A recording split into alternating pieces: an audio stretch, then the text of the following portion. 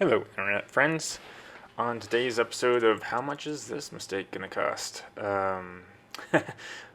So today I had a meeting. I had to go catch a flight, do the meeting, fly back home. Commercial flight, obviously. And I got home at 5 o'clock. Thought, oh, let me do some work on the plane after dinner. And then first thing I needed to do, well, actually, in the plans, we need to dimple some of these nutplates and dimple some of the stiffeners and then dimple the skins. So first thing I did was load up the male dimple die, and then I wanted to adjust it, and so I squeezed the trigger and smashed it right into the flat set, which destroyed the male dimple die like this. So that die no longer fits in a 3/32 hole, so I ordered a new one, which meant I felt like giving up for the night because I wasn't going to make any progress on dimpling the skin.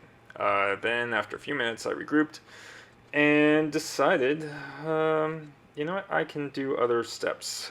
So, and this is going to happen frequently. When you make a mistake, you're going to break something or make a mistake that means you need to reorder a part or, buy a new tool.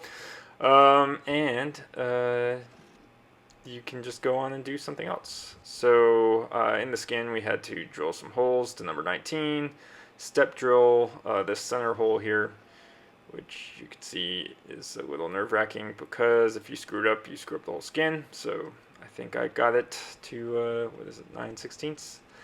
And then I needed to cut the ribs apart, so I skipped ahead a page to work on some ribs. And I realized I had this tool bench over here that was just acting as a storage table, and that I could actually set up my drill press and my saw there, bandsaw, permanently, well, permanently in air quotes, but then I'd have a station where I could do that instead of just putting it under the table like I was every time. And I have a bunch more parts to cut apart, so I figured that would be a good idea. So anyway, for the next couple days until I get a male dimple die, 3/32 male dimple die, then which actually I have two more, but they're the ones that are tapered to do the trailing edge. So I don't want to use them on the skin because they don't have enough surface area to not make a little round impression on the skin. And since the skin goes outside and it'll be visible, even though this is the bottom skin, I don't want to do that. I want a bigger dimple die so it doesn't leave a impression there.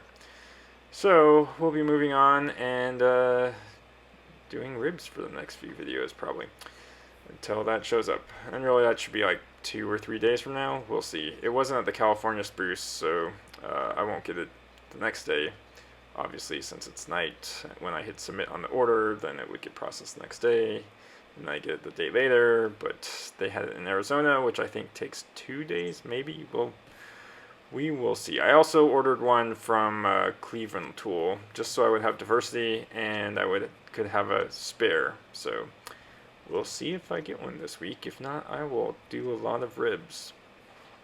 Now this comes to a decision point, right? Because normally when you mess something up, you're like, it's time to stop because you'll just keep making mistakes.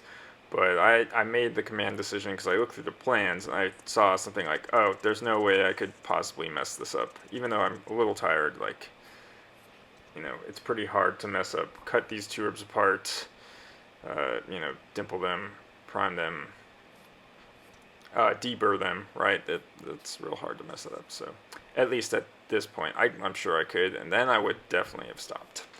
So anyway, I posted that dimple die to the Wall of Shame channel in our Slack group.